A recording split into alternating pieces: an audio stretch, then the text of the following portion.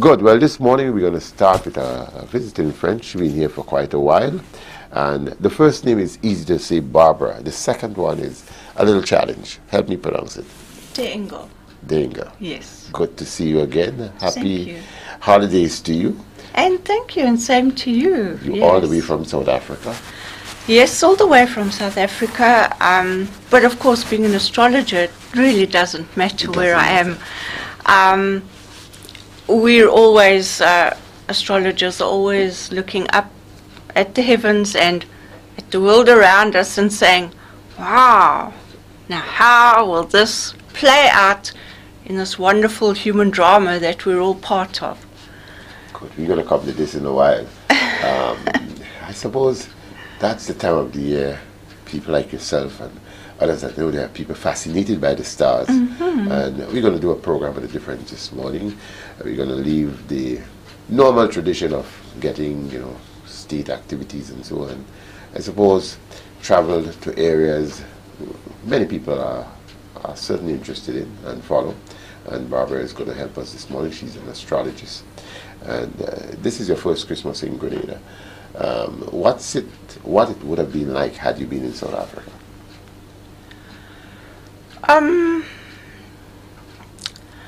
Wow, that's The contrast is different in celebrations?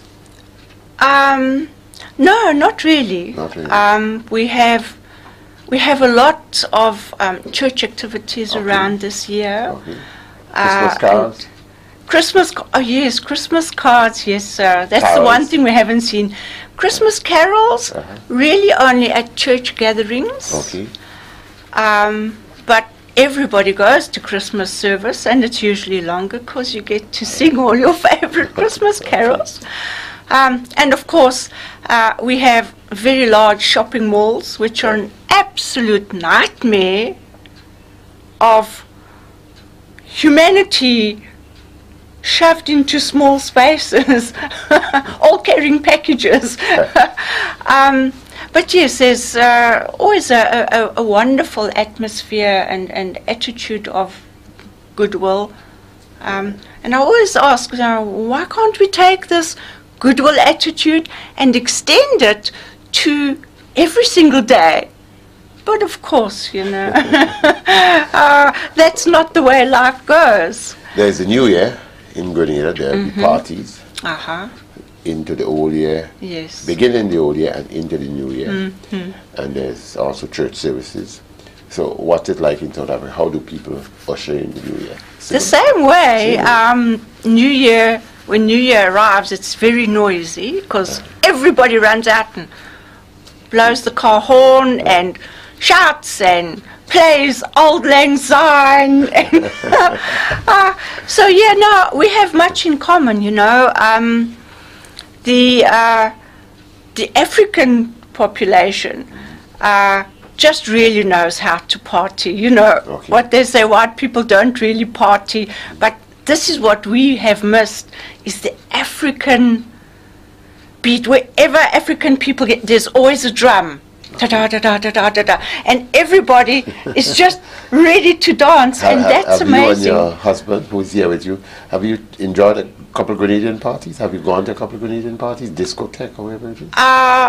We live very close to several places that play really good music, so it's wonderful. We don't always go to the clubs. But we jump up and we dance. And I believe that the Grenadian people have a different way of speaking about dancing.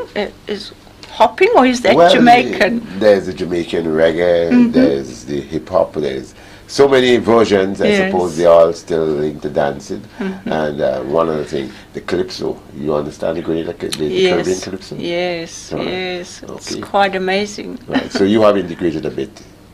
You have integrated a bit into the culture of the country. Oh yes, I think so. My husband's been here before, and so for many years he was explaining many things to me. So for me it was like coming home, and it's really nice. And while I say the word home, that really links me back into what I've been looking at as an astrologer, and that's for what lies ahead. This morning, because there's a big population in the world that use the start of the year, I suppose, listen to astrologers and others. Yes. And you have made that a science. No, not you. Well, the world has made it a science, but you have made it a career. This is a leap year. Next year is a leap year. That's right. Yes. So, I guess, what are your pontifications? What are you seeing ahead? What am I seeing ahead? Well, this is one of the few years where coming events have certainly cast their shadows before them. We've seen how people are, it's like everybody's waking up,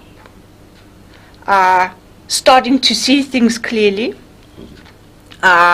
questioning where in the past people had the old opinion of, well, the government's in charge, they'll fix it, you know, which is like a very immature, you know, when you're a child you believe your parents can fix everything, and then you have to step into the world of adulthood eventually. And I think this is generally happening for human beings. We're seeing it on the economic levels where people are thinking, you know, why is my money costing me so much to manage? So we are going to see over the next 16 years a period of reconstruction of absolutely every part of our lives. From the economy to the political to the personal contribution that each and every person can make. You know, we've all been hearing how each one of us has a carbon footprint on the planet based on the amount of energy we use and waste products that we create. But on the inner levels, human beings are the greatest polluters. You know, nature doesn't get nasty with each other, human beings do. Quite agree with you. Nature doesn't abuse anything, human beings do. Nature doesn't say, just believe me, and then lead you down the garden path. Humans do that. And humans are the ones that say, oh sure, if you're in charge, I'll follow. You know, and this is how humans have been. If you look back over history, it's like the voice of people every now and then was heard, but not often. We had the French Revolution, where the voice of the people was heard. We had Tiananmen Square in China, where the voice of the people was heard. We've had, suddenly, thanks to all the social media, people are seeing that voices can be heard around the world and supported by other people who can understand what's happening. So, yes, the prophecies, that the Mayan prophecies which said, yes, 2012 will be the time when life changes. Some people say at the end of the world, but as an astrologer, I'm saying everything that we thought was working properly is going to be proved not so. I guess maybe religious people, some people may argue what is the premise of that message that you have just exactly highlighted.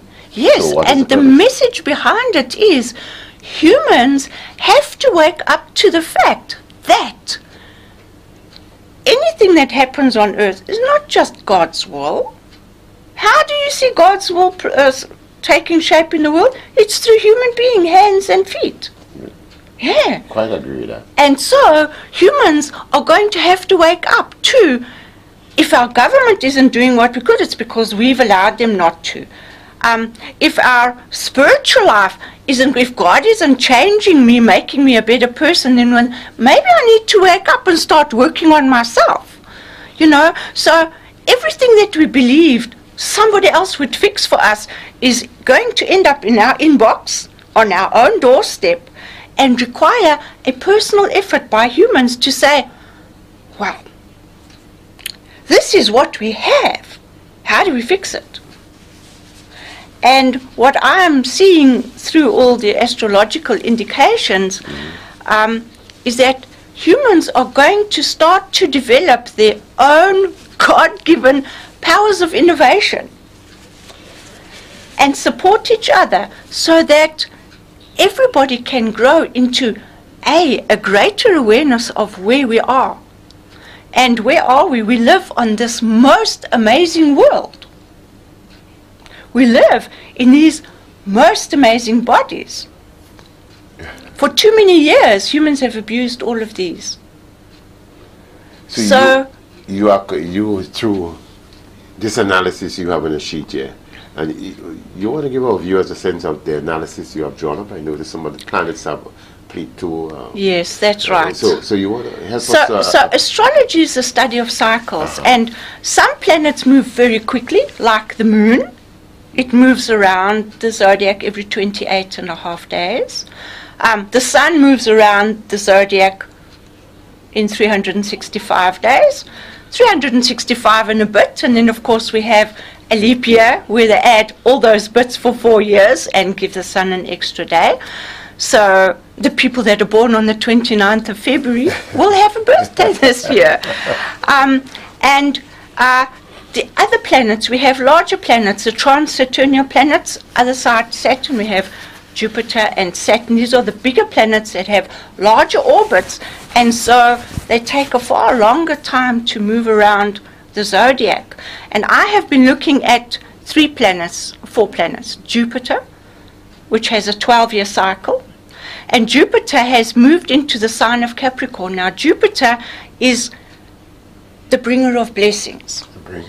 Yes, a Jupiterian person is a jovial person, has a belly, a good laugh, very philosophical and lucky. So the planet of Jupiter, wherever it comes in, can bring wonderful proper developments, but it can also increase excesses. Taurus, which is the sign that Jupiter is in, rules the earth and finances. So here we come, a planet of excess into the earth, banking. So we could see major growth, economic growth, or we could see economic wastage. And the end results are difficult to predict just because, as you said, of human nature. Because that's the one thing humans have been given that nobody can take away, is the ability to say, I'm going to do the right thing, or somebody else can do it. So this is why I'm saying that all of these things are bringing humans to a point where they have to realize, if you really do practice any kind of religion or honor any kind of creator, you need to start showing it properly, not just in what you say, but in what you do. I guess that's the difficult part. Exactly. And this is why humans need to wake up, because there's no real guideline for how do we put all of this into practice when things around us are changing so rapidly. Because never in the history of humanity have there been so many changes, climatic as well as in the structure of the world around us. And then the next planet that I'm looking at is Saturn. Saturn in astrology rules limitations and rules and structure, constructive action. Saturn is symbolized as Father Time. Father Time. Father Time. Old Father Time. Old Father. You see the old man with a scythe? Yes, when it's outlived its purpose, we need to cut it down and allow new growth to come. Now Saturn, the planet of structure, has been moving through the sign of Libra, which is relationships and relating and legal matters. So Saturn is kind of like adding an influence that allows people to look at how relationships and morality are structured.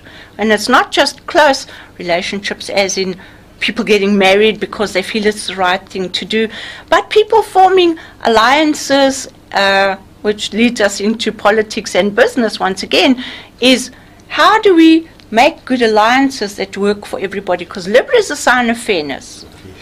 You know, so we've already been seen, everybody's talking about, hey, but this isn't fair, and, you know, so it's opened up a lot of potential for negotiation. And we'll get back to that negotiation too. The next planet I'm looking at is the planet Uranus, which rules dramatic and unexpected change. Innovation, technological development, really big issues that can change everything. Now Uranus has just moved into the sign of Aries, which is the sign of the pioneer, the groundbreaker, the let's get it done now. So you can imagine, along with all of these other things comes this dynamic energy of let's get together, let's change things. Yeah, but it's also very impulsive. So we can, and we'll see it in governments all the way down into our own personal lives, where people will want to change something so quickly that they don't think further at what the long-range implications of the actions will be. I guess that's one of the challenges we're all facing. Exactly, because there's always a backlash to anything we do, whether it's positive or negative. And this is why human beings will be faced with the consequences of impulsive actions. And they put it on a personal level, you know. But isn't it human nature to behave in that manner? Oh, exactly, exactly. However, if you're driving along in front of me and you take my parking space, and I jump out and I beat you, that I've done impulsively because you took something from me. But when I sit in court 3 years later and have to explain, you know, and the judge says, but, you know, there was a different way to do it. Why didn't you do it? Oh, I didn't think. And this is the thing, is that if humans want to progress and grow spiritually, they need to start thinking. You know, you can't say, oh, gee, I beat you. Well, I'm sorry, I said my prayers and I'm fine now. Why are you still cross with me? So there will be many challenges to what we believed would fix things compared to the reality. However, on the other hand, Uranus is a planet that says, let's all get together and do things. And Aries is a sign of what can we do to change it, to move it forward, to break new ground, to pioneer, to innovate. So we're probably going to see a tremendous growth. Uranus will be in Aries for another 7 years. So I think we're going to see a 7-year period of tremendous technological development. Ecological development, I think we're going to have more technological advances improving everybody's lives than could ever, even today at the beginning of this period, we cannot even imagine what is still going to come out. But it will also involve people in a more hands-on way, because Aries is a sign that says, stop talking, let's do something. You know, don't tell me what you believe, show me what you're doing. So there's this confrontation looming between what we think we want to say and what we can actually do. So it's like there's a call for action, a call to change things, and we've seen things coming along because the scientists have been saying yes this and yes that, and governments have been saying either yes or no depending on what their political strategy is. But there's this, everybody is feeling the need to change, and Aries, 0 degrees Aries, is the horizon, the equator that runs on the lines of latitude around, or lines, parallels of longitude around the world. So when the sun enters Aries, or 0 degrees Aries, that is traditionally the beginning of spring in the northern hemisphere. But in astrology, 0 degrees Aries is the beginning. In the olden days, 0 degrees Aries was actually the new year. Not December, but the new year was when the sun moved into the sign, the first degree of spring, literally. So you have sat down, pencil and paper. It is a mathematical calculations. Yes. The interpolation thereof is, what would we say, more a psychological thing, is how would these things affect human beings? Okay. And you have to understand, and everybody else, that a prediction is just that. What we can see the potential of and what human beings do with it are always two different things. You fascinated? I suppose you would look back on every year and having maybe given your predictions or your astrologist assumptions. Have you been able to see some of the things that you have said? Similar things. The last time Aries was in, Uranus was in Aries, was in the early 1930s, late 1920s, early 30s, where we saw major inventions. We saw the growth of the motor car industry, which changed everything. We saw the growth of communism. Okay. We saw the growth of the Nazis, gradually started building up their power. We, of course, saw the Depression. We saw the growth of the entrepreneurial spirit as people who had lost everything were forced to create new businesses for themselves. So taking just some of those things and bringing them into the modern age with all the other opportunities here, we can safely say that people will find very innovative ways of adjusting to the major changes that lie ahead. Because nothing can continue forever. You know, it's a rule in business, and you've seen it too in your life. You may start a business. The minute you sell your business, the business changes because it's not driven by you. Right. Every philosophy is wonderful while the leader or the proponent is alive, and then when they fall away, the followers can't quite make it work that way. And so what I'm seeing here is not so much one person, gurus or teachers or leaders leading, but more people joining together. And it looks very idealistic right now, but more group involvement. I think perhaps the world is moving towards a better understanding of democracy. What we see in democracy now is a couple of leaders elected by a bunch of people. But true democracy should be all the people sitting together and deciding.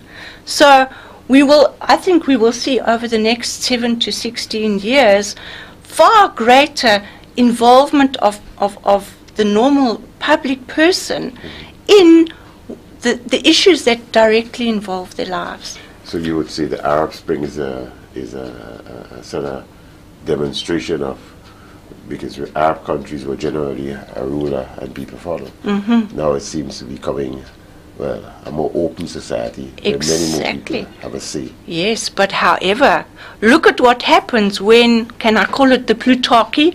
What happens when your power base is undermined by the very people that you thought you had controlled? So we will also see in these 16 years an increase of power, draconian measures, control of the media, because the people who are in control will find it very frightening to give back or have that control taken over. So we may go through a period where there will be far more control over particularly the media, which allows a free exchange of information. And I've made a couple of points here. It's very interesting about the EU and the unified currency that is suddenly very, very wobbly. Right. Yes. And I do know that everybody is now involved in discussions and negotiations, etc., etc. But up until the first week of February, we're not going to see too many good strategies coming from it. And I think in the first week of February, the financial standoffs are actually going to reach a deadlock where nothing moves and nobody can go anywhere. And eventually, as they move out of that, they'll structure something. However, it's going to come back to haunt them again round about June, July, August. So they will construct what they think is a permanent solution. But so I'm saying financially, I think nobody should believe that everything's going to get better until after June or July, where people can actually see that they've woken up and they're doing things properly. I guess if you talk to, I suppose, the French and German leaders, they would perhaps want to believe that they have laid the foundation Exactly. for maybe some stability. Yes. And then you have what? Cameron, the British Prime Minister, having a different view of the whole thing. So I guess it will evolve with a lot of interest, particularly in the Western world. Yes, exactly. And I do believe that the debates will probably become a lot more, I wouldn't say aggressive, but really confrontational. So you think it could be confrontational? Yes, you know, because between liberals and conservative thinkers? This is the big thing. The conservative thinkers are still trying. It's like when Humpty Dumpty fell off the wall. You know, there's no ways you can hold a cracked egg together again. Something's going to leak out. And this is the big issue here, is how do we hold this egg together? And eventually you'll end up just with a shell. So your predictions are difficult times. Difficult times, very difficult. However, what comes out of this will be far better and a far more unusual solution. Because I think what we're going to find is more and more people are going to be saying, but what else can we do as people? Not the government saying, well, you know, just pay up more taxes and pull in your belt and whatever, but people saying, well, yes, all right, this is what you've told us to do. How can we do it? So this is what I'm seeing, is that people are going to ask the questions that will empower them to be more effective and efficient in their daily lives, so that they can all feel that they're actually contributing to it and grow. You know, so this is why I'm saying this is the maturing process for humanity, is what everyone can do and how they can move themselves into a more empowered and constructive place in the world. I guess the question, you said that's a 16-year cycle. It's a 16-year cycle. However, there is a plus side to it. Okay. It all depends on a person's attitude. You can become fearful of what could go wrong and fearful of change, or you can say, wow, we do live in changing times. How best can I work with it? And you will see that in the attitudes of politicians, business people, religious leaders, everywhere. We are all faced with the need to renew and move into different levels. That is the difficult challenge. Accepting change, being comfortable with whatever. Exactly. And then you are asking me, if not to gamble, but to give someone else an opportunity that would maybe make it better. This is the unknown part. Yes, this is the unknown part. However, I do believe that that is at the root of most of the spiritual teachings anyway. Okay.